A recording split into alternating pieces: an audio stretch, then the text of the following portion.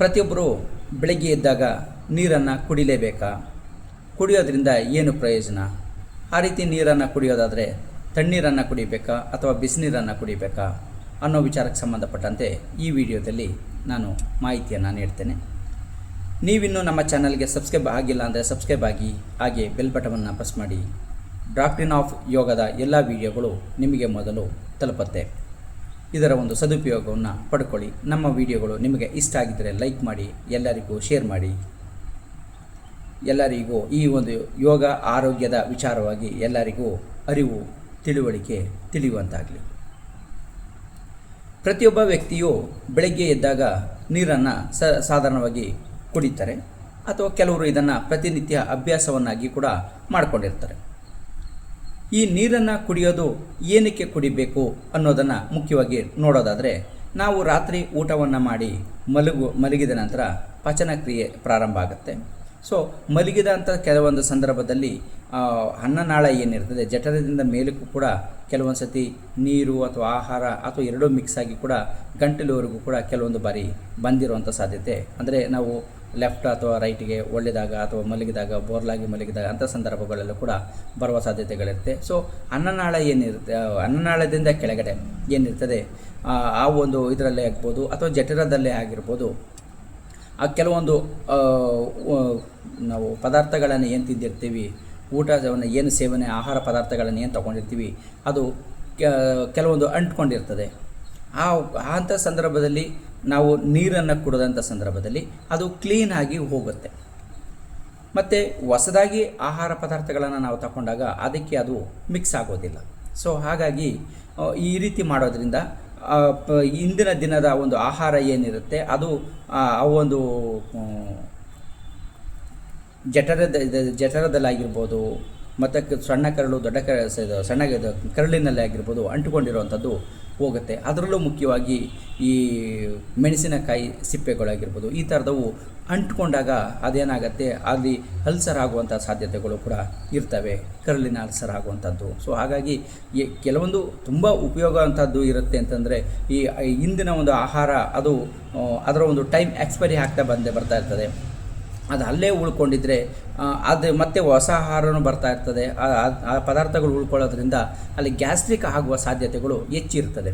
So ಹಾಗಾಗಿ ಪ್ರತಿದಿನ ನೀರನ್ನು ಕುಡಿಯೋದ್ರಿಂದ ನಮ್ಮ ಆರೋಗ್ಯವನ್ನು ಮತ್ತು ಸಮತೋಲನವನ್ನು ಕಾಪಾಡ್ಕೋಬೇಕಾಗಿರುತ್ತೆ.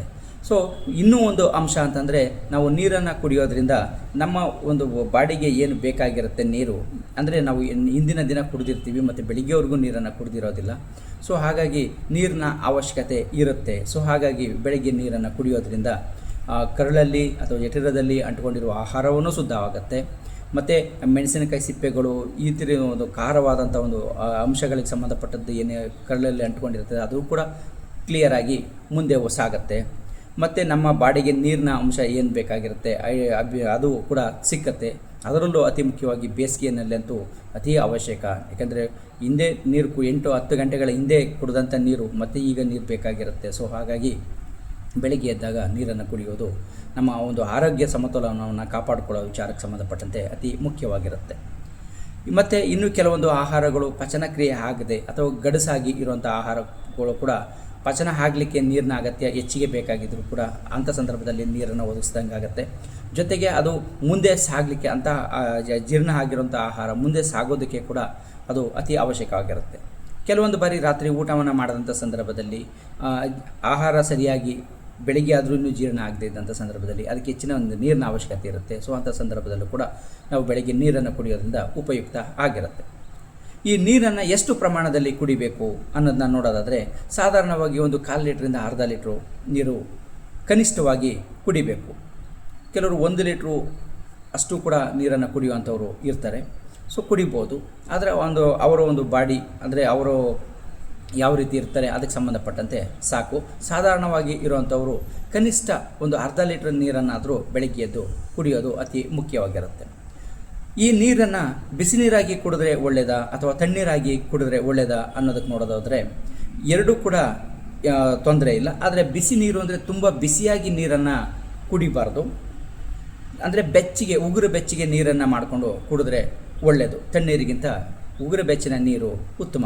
ಏನಕ್ಕೆ ಅಂದರೆ ಉಗುರು ಬೆಚ್ಚಗೆ ನೀರು ಇದು ಕುಡಿದಂಥ ಸಂದರ್ಭದಲ್ಲಿ ನಾನು ಈ ಮೊದಲೇ ಹೇಳಿದಾಗೆ ಆ ಜಠರದಲ್ಲಾಗಿರ್ಬೋದು, ಅನ್ನನಾಳದಲ್ಲಾಗಿರ್ಬೋದು, ಕರಳಿನಲ್ಲಾಗಿರ್ಬೋದು ಅಂಟ್ಕೊಂಡಿರುವಂಥ ಆಹಾರ ಅದು ಬಿಡಿಸಿ ಮುಂದೆ ಸಾಗೋದಕ್ಕೆ ಅಥವಾ ಅದು ಕ್ಲೀನ್ ಆಗೋದಕ್ಕೆ ಉಪಯುಕ್ತ ಆಗುತ್ತೆ. ತಣ್ಣೀರನ್ನು ಕುಡಿದಾಗಲೂ ಆಗುತ್ತೆ. ಆದರೆ ತಣ್ಣೀರಿಗಿಂತ ಬಿಸಿ ನೀರಿನ ಕುಡಿದಂಥ ಸಂದರ್ಭದಲ್ಲಿ ಈ ಒಂದು ಕ್ಲೀನಿಂಗ್ ಪ್ರೋಸೆಸ್ ಏನಾಗುತ್ತೆ ಇದು ಸ್ವಲ್ಪ ಚೆನ್ನಾಗಾಗುತ್ತೆ. ಮತ್ತು ಅಜೀರ್ಣ ಆಗಿರುವಂಥ ಒಂದು ಆಹಾರ ಏನಾಗುತ್ತೆ ಅದು ಜೀರ್ಣ ಆಗೋದಕ್ಕೆ ಕೂಡ ಸ್ವಲ್ಪ ಉಗುರು ಬೆಚ್ಚನ ನೀರು ಸಪೋರ್ಟನ್ನು ಮಾಡುತ್ತೆ. ಹಾಗಾಗಿ ತಣ್ಣೀರಿಗಿಂತ ಉಗುರು ಬೆಚ್ಚನ ನೀರನ್ನು ಕುಡಿಯೋದು ಉತ್ತಮ. ಸೊ ಬೇಸಿಗೆ ಸಂದರ್ಭದಲ್ಲಿ ಈ ನೀರೇ ಸಾಧಾರಣವಾಗಿ ಇರೋದರಿಂದ ನಮ್ಮ ಒಂದು ಬಾಡಿ ಟೆಂಪ್ರೇಚರ್ ಅಥವಾ ರೂಮ್ ಟೆಂಪ್ರೇಚರ್ ಇರೋದ್ರಿಂದ ಸೊ ಬೇಸಿಗೆ ಟೈಮಲ್ಲಿ ಬಿಸಿನೀರನ್ನೇ ಕುಡಿಬೇಕು ಅಂತ ಅನ್ನೋದು ಏನೂ ಇರಲ್ಲ. ಸೊ ಅಂಥ ಸಂದರ್ಭದಲ್ಲಿ ತಣ್ಣೀರು ಅಥವಾ ಉಗುರು ಬೆಚ್ಚನ ನೀರನ್ನು ಕುಡಿದ್ರೂ ಕೂಡ ನಡೆಯುತ್ತೆ.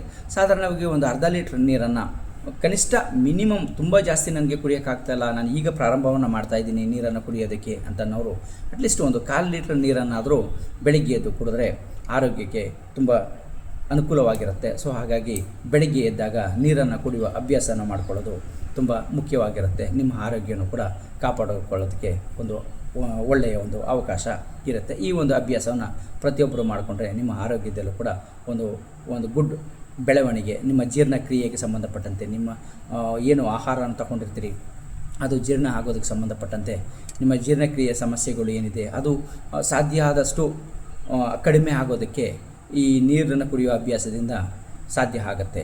ಸೊ ಹಾಗಾಗಿ ಎಲ್ಲರೂ ಕೂಡ ಬೆಳಿಗ್ಗೆ ಎದ್ದಾಗ ನೀರನ್ನು ಕುಡಿಯುವ ಅಭ್ಯಾಸವನ್ನು ಮಾಡಿಕೊಳ್ಳೋದು ಉತ್ತಮ.